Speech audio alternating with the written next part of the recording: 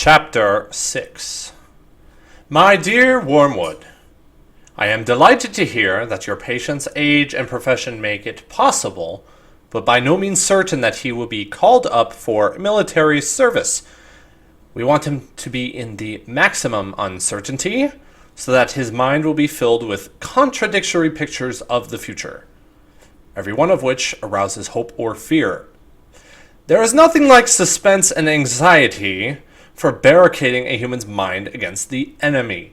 He wants men to be concerned with what they do. Our business is to keep them thinking about what will happen to them. Your patient will, of course, have picked up on the notion that he must submit with patience to the enemy's will.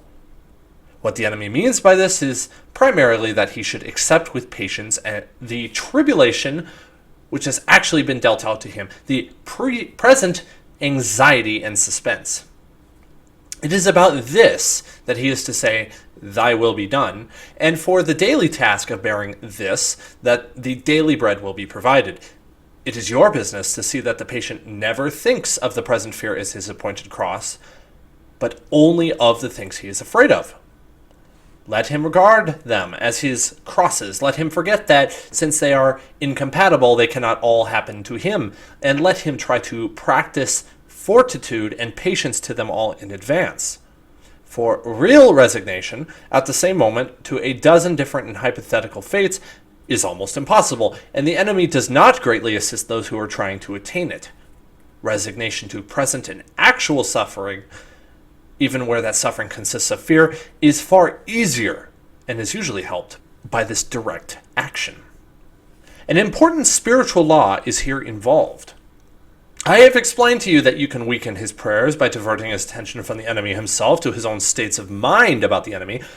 On the other hand, fear becomes easier to master when the patient's mind is diverted from the thing feared to the fear itself, considering as a present and undesirable state of his mind. And when he regards the fear as his appointed cross, he will inevitably think of it as a state of mind. One can therefore formulate the general rule: in all activities of mind which favor our cause, encourage the patient to be unself-conscious and to concentrate on the object. But in all activities favorable to the enemy, bend his mind back on itself. Let an insult or a woman's body so fix his attention outward that he does not reflect, "I am now entering into the state called anger," or the state called lust. Contrariwise, let the reflection, "My feelings are now growing more devout," or more charitable, so fix his attention inward that he no longer looks beyond himself to see our enemy or his own neighbors. As regards his more general attitude to the war, you must not rely too much on those feelings of hatred which the humans are so fond of discussing in Christian or anti-Christian periodicals. In his anguish, the patient can, of course, be encouraged to revenge himself by some vindictive feelings towards the German leaders, and that is good so far as it goes. But it is usually a sort of melodramatic or mythical hatred directed against imaginary scapegoats.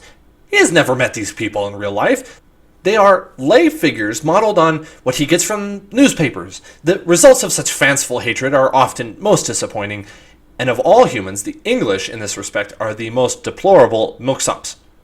They are creatures of that miserable sort who loudly proclaim that torture is too good for their enemies, and then give tea and cigarettes to the first wounded German pilot who turns up at the back door. Do what you will, there is going to be some benevolence, as well as some malice, in your patient's soul. The great thing is to direct the malice to his immediate neighbors, whom he meets every day, and to thrust his benevolence out to the remote circumference to people he does not know. The malice therefore becomes wholly real, and the benevolence largely imaginary. There is no good at all in inflaming the hatred of Germans if, at the same time, a pernicious habit of charity is growing up between him and his mother, his employer, and the man he meets on the train. Think of your man as a series of concentric circles, his will being the innermost, his intellect coming next, and finally his fantasy. You can hardly hope at once to exclude from all the circles everything that smells of the enemy, but you must keep on shoving all the virtues outward until they are finally located in the circle of fantasy, and all the desirable qualities inward unto the will. It is only insofar as they reach the will and are there embodied in habits that the virtues are really fatal to us. I don't, of course, mean what the patient mistakes for his will, the conscious fume and fret of resolutions and clenched teeth, but the real center, what the enemy calls the heart. All sorts of virtues painted in the fantasy or approved by the intellect, or even, in some measure, loved and admired, will not keep a man from our Father's house. Indeed, they may make him more amusing when he gets there. Your affectionate uncle, Screwtape.